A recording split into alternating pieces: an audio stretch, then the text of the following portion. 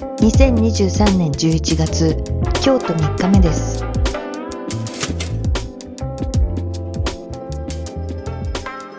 前日時間がなくて寄れなかった高台寺へやってきました。京都はめっちゃ歩くんで、スニーカーじゃないとちょっとダメですね。登るよりも多いです。高台寺は祇園の八坂神社を抜けてすぐの場所にあるのですが、この長い階段がちょっと辛いんです。やっと上がってきたのですが、なんと動画撮影禁止でした。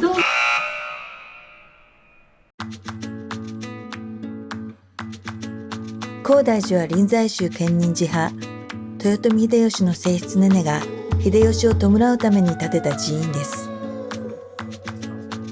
春は桜、秋は紅葉の名所であり、また数々の重要文化財など貴重な見どころが揃っています。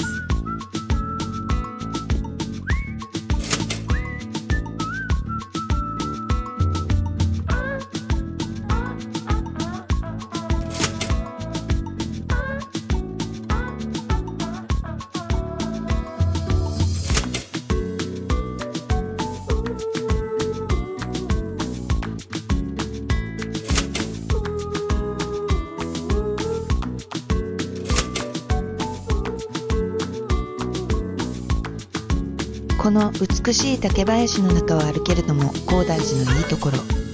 日中の光の中も美しいですが、夜来てもライトアップされて綺麗です。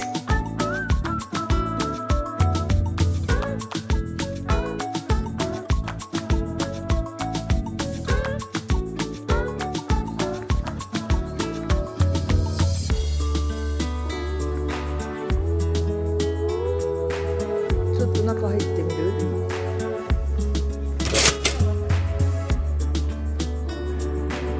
京都には京野菜を使った多彩な漬物があり、定番の京土産の一つになっています。しば漬けや千枚漬けが有名ですが、この柚子大根が私は大好き。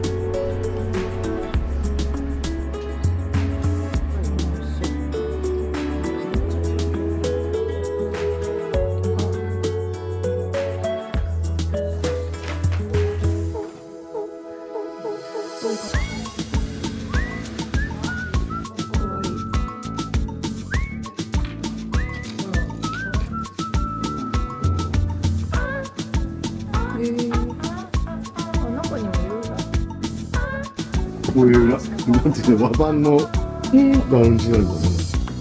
お茶がでもアメックスなら入れるの？そうで、しかも中の参拝も550円するんだけど、ただの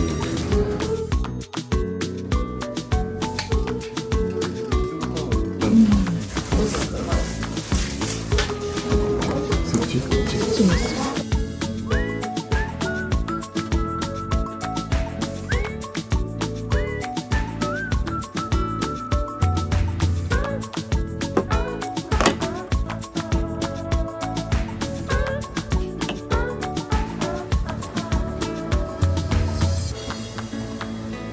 高台寺達中円徳院はネネが晩年を過ごした場所。伏見城の化粧御殿と前庭を移築し、ここからネネは秀吉の菩提寺として建立した高台寺に通いました。当時の文化人がネネを慕って集まり、文化サロン的な側面もあったそうです。お抹茶のあれなんだね。お抹茶食べるところ、止めるところ。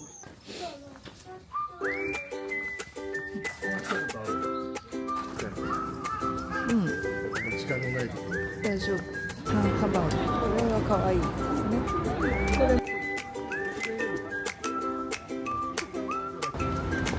ハンバーガー。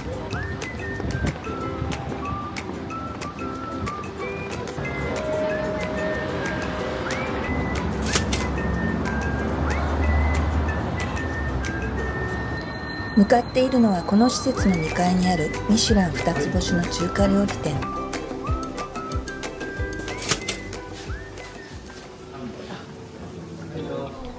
昨日もご一緒した友人 M さん、愛さんとここで待ち合わせ。このモダンな内装、中華とは思えませんね。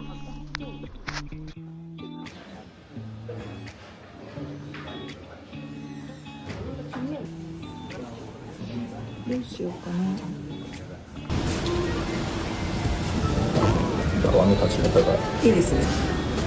じゃあよろしくお願いします。そういう美味しい。美味しい。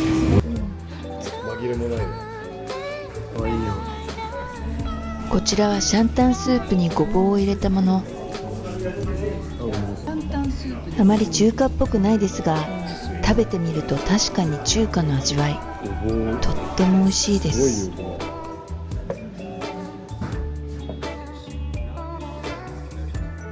生地には大和芋をペーストにしまして、内子とラードを合わせました生地でございます。中には豚のミンチと安納芋のペースト、こちらを角切りにしたものと、こちらを合わせまして生地で包み揚げてご用意しております。それからこちらは紫芋のパウダーをおかけしてご用意して、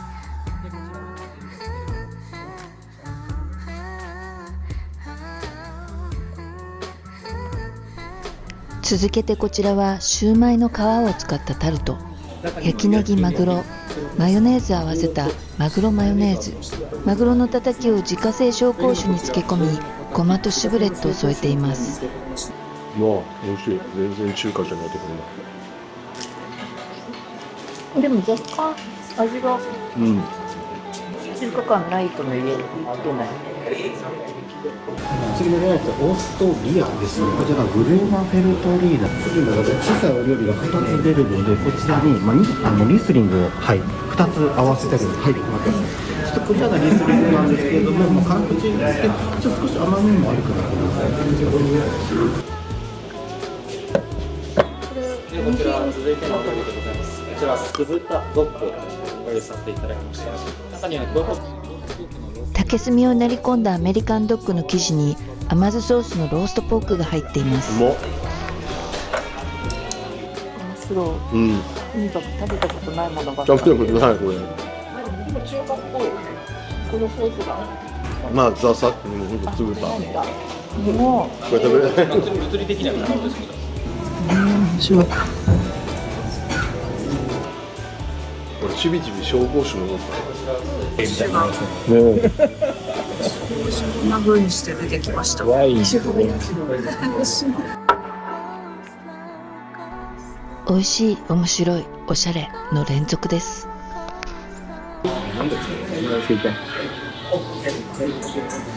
ではこちら続いて春巻きの皮を使いまして、こちらを型に、中にはゆり根のピューレ、あとはですねブリ、こちらをリエットにしてご用意しております。上にはピンクペッパーと小さなセロリ、マイクロセロリを添えてます。でそのまま手で意外と春巻きの皮が繊細で、ちょっと潰しかけちゃってる。おいしい。美味しいです。変なね、スープすごい繊細な工程で。なんかに巻いて作るのかな。巻きつけて。日本酒？日本酒ですね。京都の松井酒造さんの神楽の長いというですね。こちらが秋限定で出された日本酒。お料理は金時人参のムースと金時人参を甘く炊いたもの。その上には牛すじのジュレと春菊を合わせたもの。中にはカシューナッツと鶏を使ったスープの泡。すごっ。一つのお皿にどれだけ仕込むんだという感じ。すくうたびにいろんな食感、いろんな味がしました。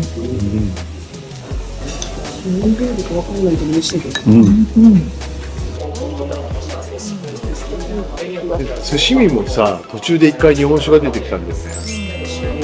三室杉。出てきた。ね。なんか流行ってるの。途中で一回ちょっと日本酒をなんか入れてみる。あ、だってぶどうの森も出てきたよね。あ、そうだね。日本酒あったね。ジンも出てきたよね。あ、ジンも出てきた。あ、本当だ。そうだね。有名なフレンチでも間に絶対2種類ぐらい日本酒が。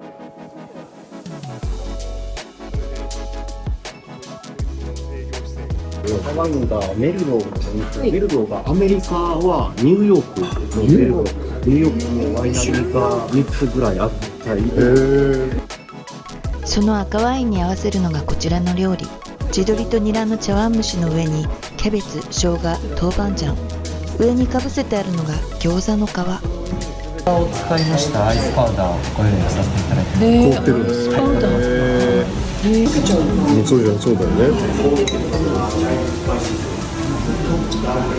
こちらスプーンでお召し上がりいただく餃子となってます。さっくりと混ぜてからお召し上がりください。餃子っていうカンセプト。めちゃめちゃ難しすぎんだけど、最初茶碗蒸しって言わなかった。本当に。だよね。本当だ、餃子だ。中身は茶碗蒸しで、ここでかけたことで餃子になったってことだよね。まあ。味ね、もろ餃子。餃子の網が飲むんだ。蒸しって感じかな。そうだね。面白い。なんだかわかりませんが、とにかく美味しくて面白くておしゃれです。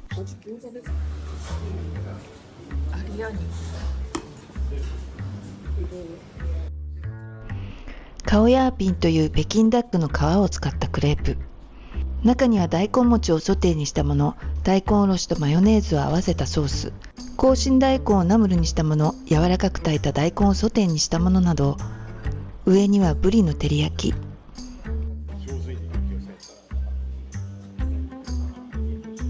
すごく上手にできた、急に。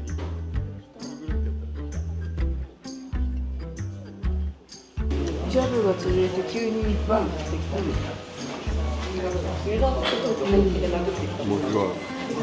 こ少ないのかなみたいな。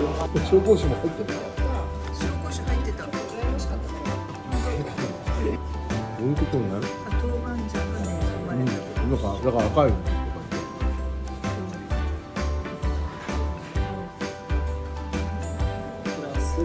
豚のミンチとトリュフの熟成を合わせたワンタンのスープ。自家製のシャンタンスープにはカニやカブのスライスが入っています。こんな上品なワンタン食っとるとね。スペインで生産量の多い白ブドウ品種です。ただこちらが樹齢80年の古いブドウ。低温でじっくり火を入れたサワラ。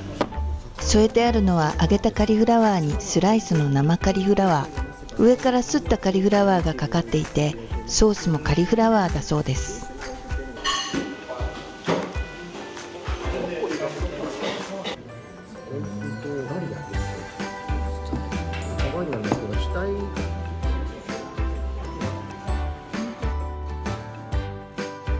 メインはローストポークを低温調理した後カツにしたもの。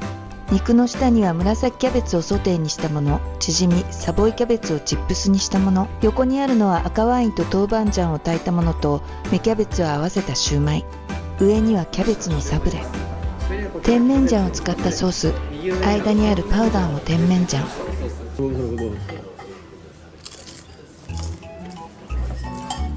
カツが入ってる。入れるんです。入れるのかな。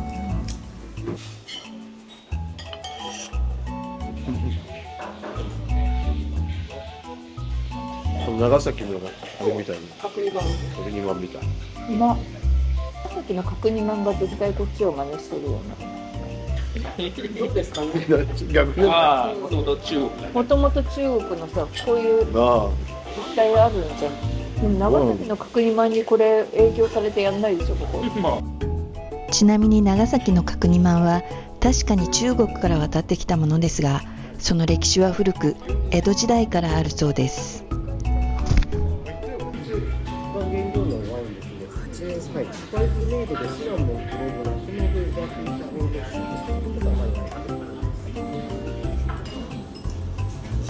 ル、デザートの杏仁豆腐、洋梨のコンポート、洋梨のシャーベット、経過鎮酒のジュレなどが入っており、ココナッツミルクのアイスパウダー、メレンゲの焼き菓子が添えてあります。陶器のエティファニーのフラワーカップだわ。でも色は初めて見た。こんなのあるんだ。お茶菓子は黒ごまのごま団子、ハスの実やとろっとしたカシューナッツ、くるみが入っています。めちゃくちゃうまいごま団子。おしゃれごま団子だな。うまい。最後まで美味しくて面白くておしゃれでした。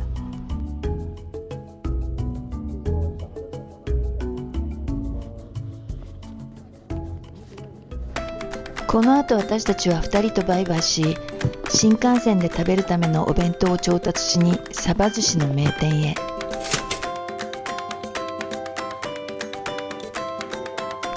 だいぶ並んでいますが、これはランチの行列。テイクアウトだと言ったら通してもらいました。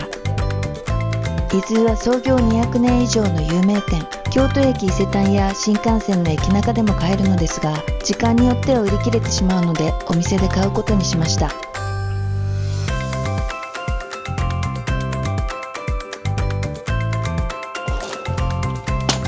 この隣にも大好きなお店があるのでお土産を買うことにしました。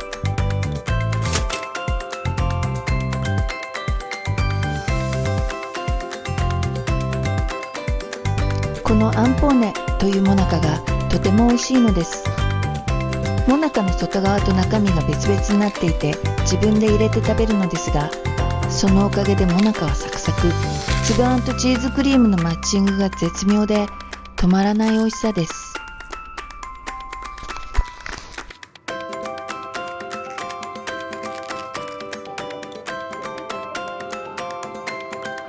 いいね。人にあげるのもいいね。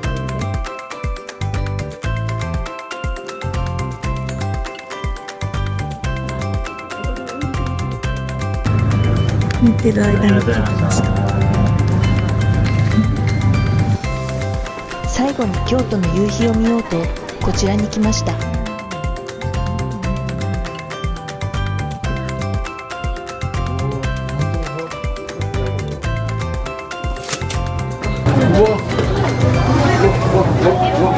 思ってたのより全然いい。本当だ。いいね。山が見えて。この盆地っていうのはもう本当にわかるね。本当だね。あっちが東山方面じゃない。御所の。一人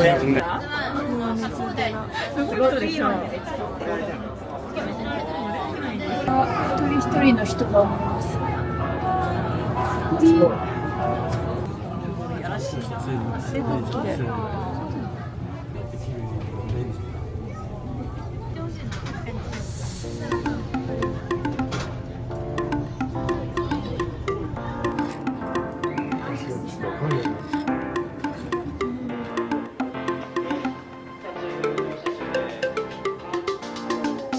ちなみに先ほどのサバ寿司、京都の帰りは新幹線でこれを食べるのが私たちの楽しみです。伊豆のサバ寿司は肉厚でインパクトの強い酢の味が占めてあるので、疲れた胃腸に染み渡る美味しさなのです。